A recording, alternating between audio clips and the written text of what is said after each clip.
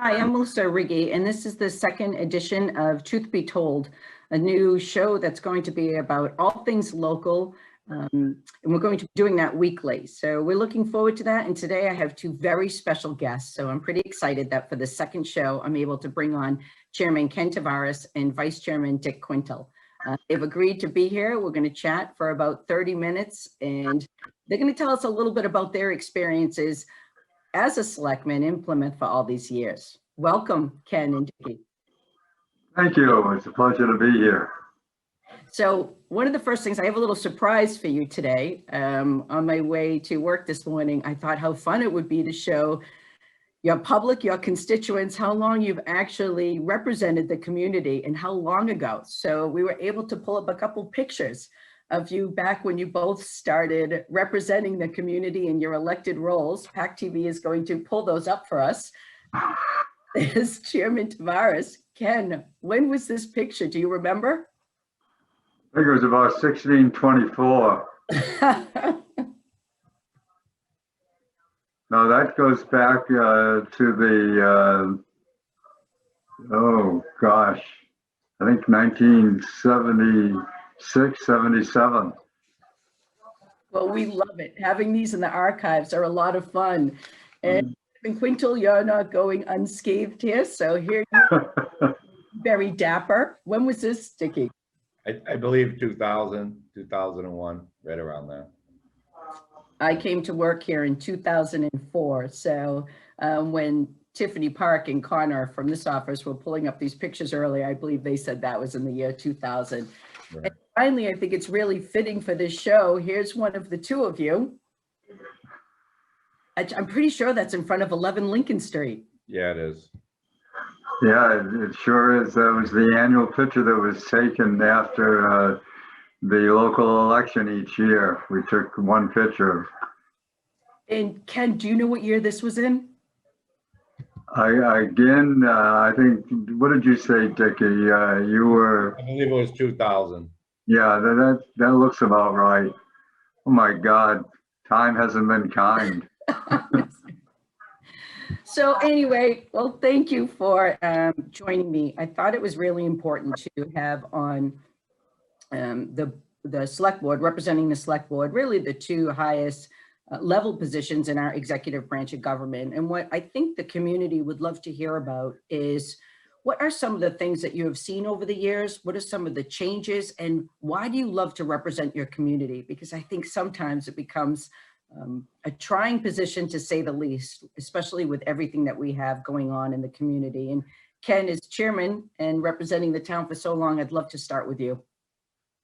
Well, I think the reason that I got involved was to give back. This community has been so kind to me, to my family, to the growth of my son, and watching now my grandchildren grow up in this community. And I've always believed that if you take from the well, you have to put back sometimes. So I hope that that's what has transpired. And certainly since 1971, when I got involved with the town, there have been many, many changes. The government itself has changed.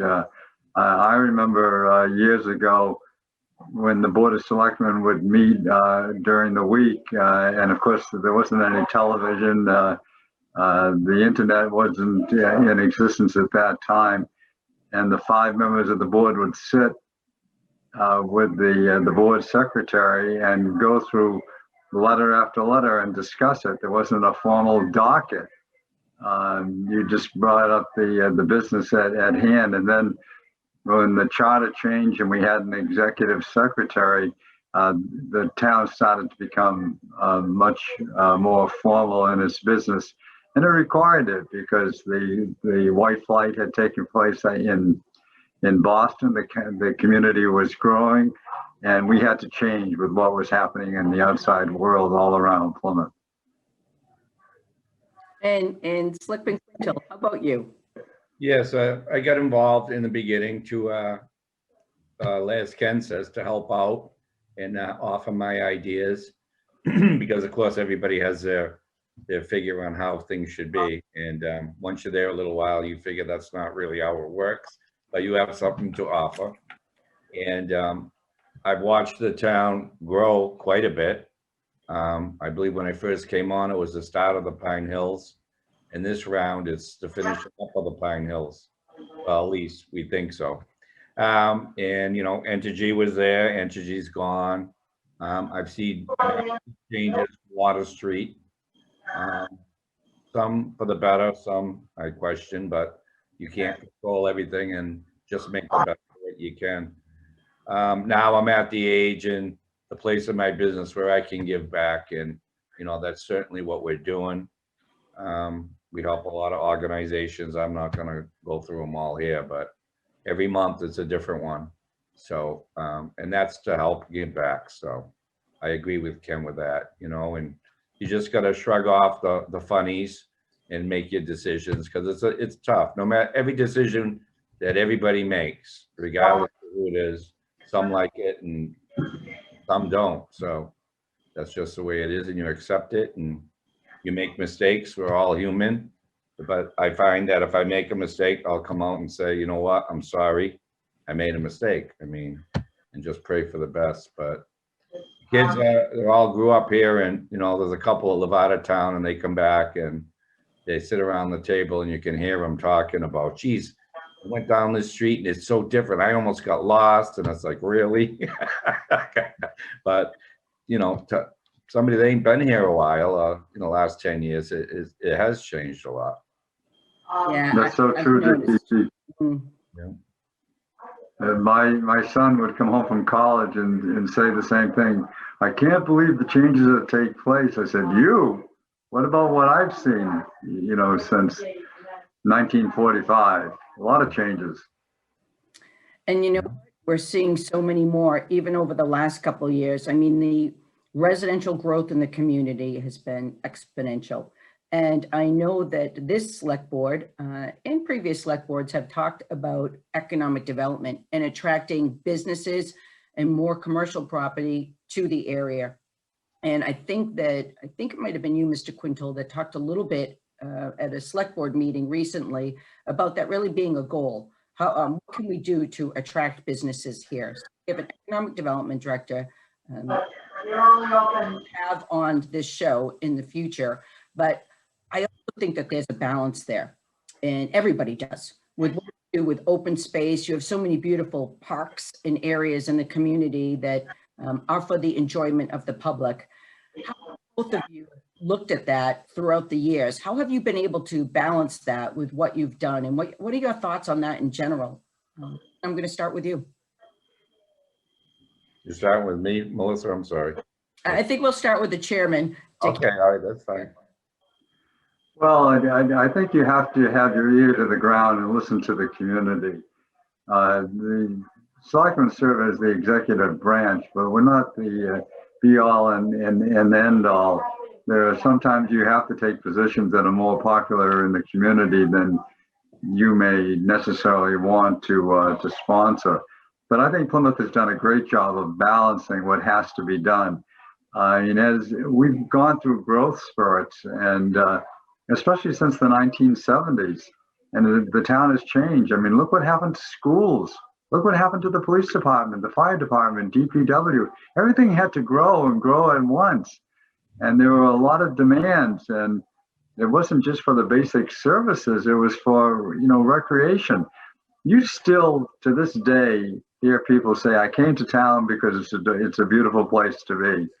And, you know, Plymouth offers so much, and it does. I mean, I think, you know, you've got the ocean, you have the ponds, you have the forest, you have cultural events. I mean, you don't have to go very far to lead a full life, and it's all represented very well here in Plymouth. And Dickie? Yes, I agree with Ken on that. I mean, we do need some more space for commercial development, but we also need the balance. I agree with that. And I think Plymouth's done a good job with that. But if you take like a snapshot in time, for instance, the Colony Place and the Kingston Mall, and there used to be a mall in Cottage Park. So as new things are built, other things, and then the demand stops. It's market driven. So we have a lot of commercial space right now as every community that's vacant, only because it's a sign of the times. And like I say, it's economically driven, all the shopping online, things just change. If you would ask any of us that 10 years ago, we would have said, what? Right. Maybe we would have looked at it something different. I'm sure we would have. But a lot of it's gone, with the pandemic. Besides, even without that, everything's like online, and eventually, that hurts, especially small business, having a few of my own. It's very convenient to, now you can get your meals delivered. You can get 5-day plans. People are just changing their shopping habits and stuff. So you have to adjust with really what's going on. And by the time you get adjusted, I think 2 or 3 years out, it takes a time, I'm sure, then it's already trending again in a different way. It's everybody calls in their order, picks it up curbside. Even we're doing it to stay alive, but it really hurts the small business and the people that are trying to make a living. And I don't think that people do it on purpose. They just never gave it a thought. And, that's going to be a crossroads coming up to, the mom and pop places of the future. People really got to support your local people sometimes, or else they're not going to be there. So one of the things that you've both experienced here through different town management, through working with different people on your executive branch, is your role in our charter, your role in our government. And I know it's hard in many ways, or it can be challenging in many ways, because you're both so local. You've always been from this area. How do you kind of try and balance policy setting for the community, requests that you get from employees, from residents about that more has to do with day-to-day operations? And I know it's difficult. You probably run into people, some Quintal at your business all the time, that come in to see you, that talk about things that are very much a day-to-day administration thing. And Chairman Tavares, I know not recently with us all being so homebound, but I'm certain that you run into people on a weekly business. How do you try and balance that? Dickie, I'm going to jump to you this time. Okay. How do I balance that? Well, it varies from week to week. As far as working with town meeting, I feel that town meeting does its best on its own.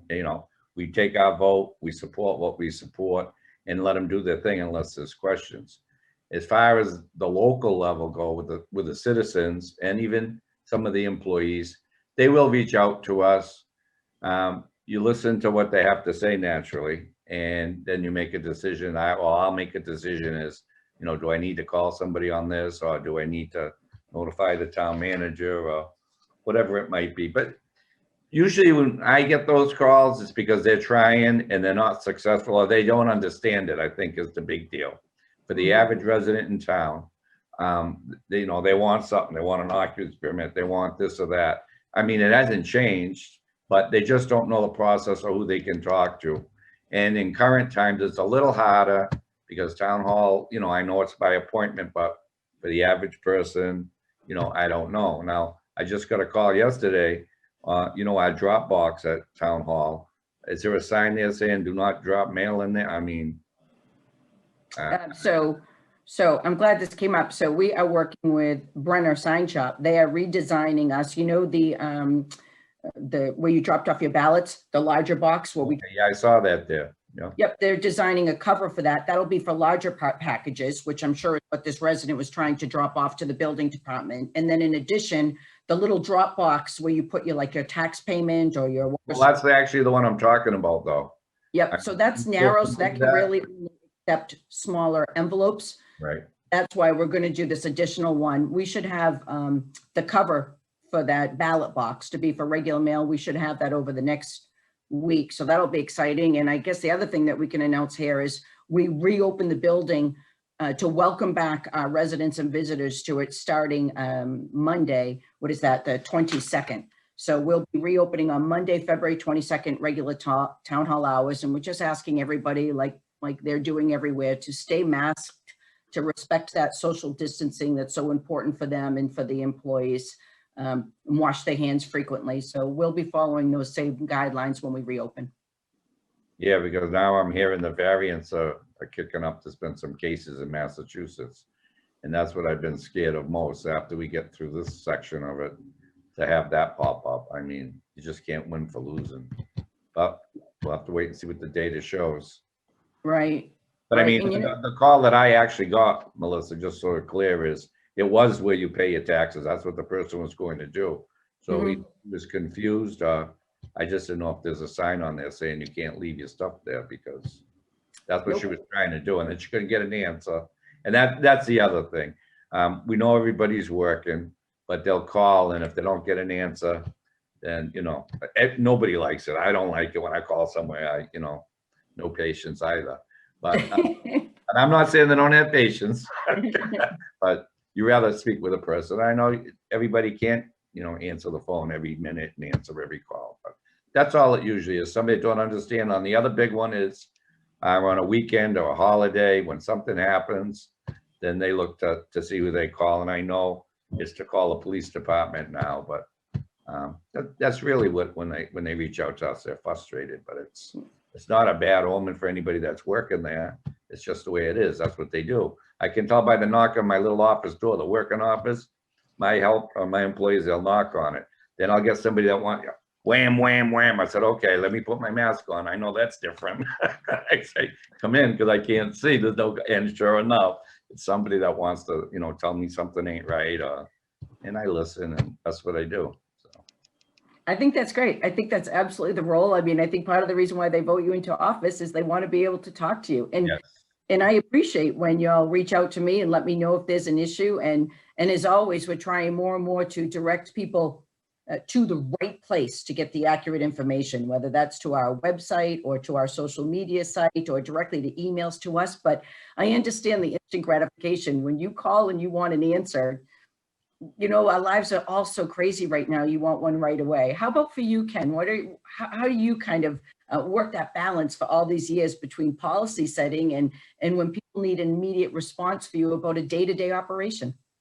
Well, I think the first thing you have to do is be a good listener, because people are frustrated. And ever since I've been in office, there are people that will call with something that just doesn't seem to move, because of something blocking it in town hall. And so I think the job of a selectman is not to run the town on a day-to-day basis, the mechanics of it, but to make sure that the senior management is aware that there's a problem out there. And then at the same time, we have to be extremely fair. What you do for one, you have to do for another.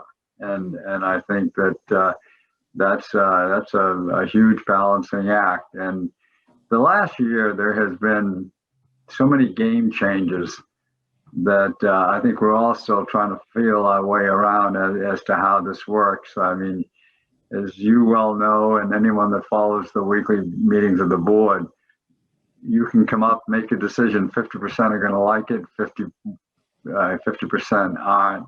You have to use a lot of common sense. You have to listen, and you have to see where you can make a change or where you can make a difference, and hopefully make the government work a lot easier. There are many demands that are put on local government.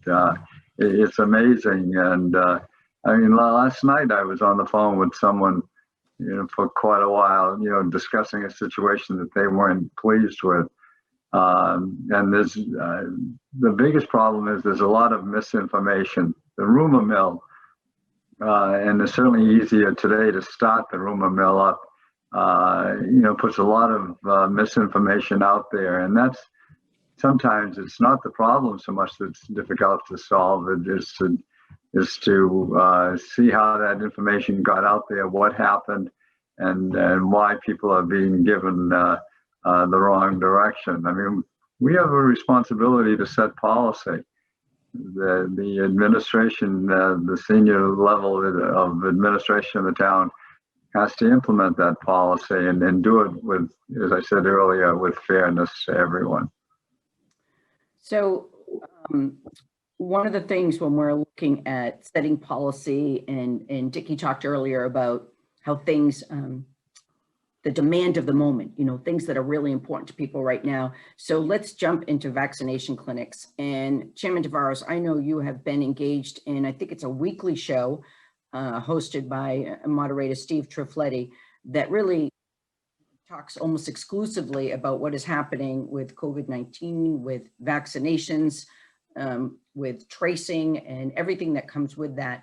So we were able to announce yesterday that working with the federal government, we will be holding a clinic for veterans at the American Legion coming up. It's a first come, first serve. And I know that the board has been really helping us get that information out there so that veterans can attend this and get vaccinated. And we've had a great partner with the federal government on this, with our local veterans office. And I can't thank enough the American Legion for being willing to host it at that location, as well as our police department, who will be providing security and transport, helping with transportation issues there as people come in, and Brewster Ambulance, who will have a dedicated ambulance there for the day.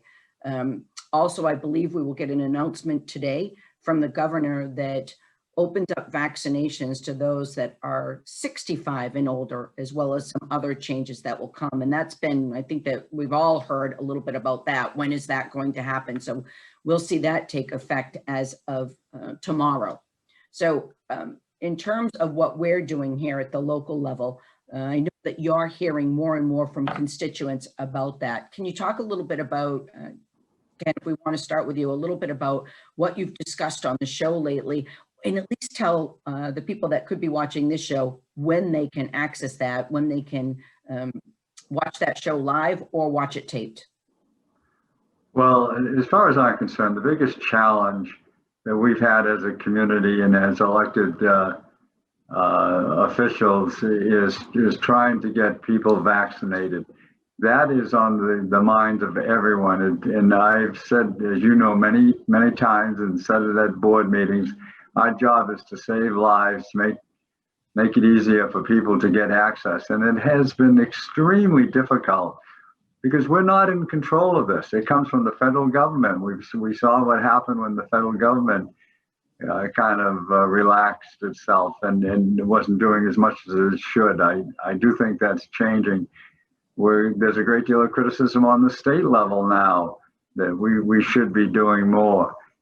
So I think it puts towns, local boards of health in a horrible predicament about, what do we do? We've had great success with smaller vaccination programs, 100 here, a couple of hundred there. But we have got to do a much better job, and it's got to start from the federal level coming down. I think we're prepared. As you know, there's been a lot of preparation work being done and it has already been accomplished. But if you don't have the vaccine, it doesn't mean anything. I mean, you have to have the vaccine. You've got to be able to say, when you come in for your appointment, there's going to be something here for you. And I think that's where our concentration has to be right now, is getting as many people vaccinated as we can. And I'd like to, just put in a good word for Gillette Stadium. Last week, I talked about the experience that I had at Gillette. It's easy and especially now that you can bring a caregiver with you. If someone, for some reason or other can't make the drive up there themselves, once you get an appointment and you get to Gillette, it's like being put on this magic conveyor belt where they check you in, they look at your paperwork, they give you the injection, and they prepare you to come back in less than 30 days, for the next one. And that's the way it should be working. There's been a horrible burden that's on the local level, and we're up to for doing what has to be done. The only thing is, we just don't have control over the vaccine that's coming into the community. So hats off to the Board of Health, to the Department of Health, to police, fire, Brewster Ambulance, to your staff, Melissa, and to the Board of Selectmen for being very supportive. I think having the veterans program this coming Saturday is a step in the right direction. It shows what we can do when we have the vaccine available to us. You know, we're getting better, but we need to be much better. And the good news is that our part-time nurse, I believe, will be able to start as of next week. And that's going to really help us in terms of filling some of these spots that we have at local approved sites for vaccinations with our own Plymouth residents. Dickie, do you have anything to add on that before we close? I think Ken hit it right on the head. You know, we can't open clinics without the vaccine, and we have no control over that. So that's what people have a hard time understanding. And the other question I have is, I had a call from a 75-year-older in South Plymouth yesterday that couldn't really make it to one of these sites. Do we have anything like Brewster or anything that can reach out to her mobile or and do her, or we have to get her a ride? I don't know if she can ride in a car or not. So we are looking at a mobile vaccination clinic, working with Brewster Ambulance and our fire department. We have worked with Old Colony Elder Services to make sure that we've captured the correct list of our residents that are homebound, both seniors and non-seniors. And now we're just working, we worked with Lee Hartman to map it around the community. And now we're just waiting and working with Brewster Ambulance to when we can secure that many vaccinations. It's actually a little over 200 people that we need to consider in that. Yeah, I believe she's 95. Wow. And the other thing is, just on a quick note, that we mentioned the Legion doing that Saturday, which is nice, but also the follow-up shots or the second shots will be done at, I'm hearing, at the VFW. That's what Mr. Russell called and told me yesterday. So I don't know if you heard that, Melissa, or if that's part of the plan, but that's what I'm hearing. So it's great, because I was running out of time to address the rumor of the day. So no, we will be holding the vaccinations. The gentleman that came from the federal level to look at the site prefers to hold the vaccinations the first time and the second time at the same facility for consistency. So thanks for bringing that up. all right, no problem. Here and in my town manager's reports. Both of you, Chairman and Mr. Chairman, Mr. Vice Chairman, thank you for joining me today on Truth Be Told. It meant a lot to me that you were on the second show. So thanks. And for our residents that are watching this show, we will see you next week.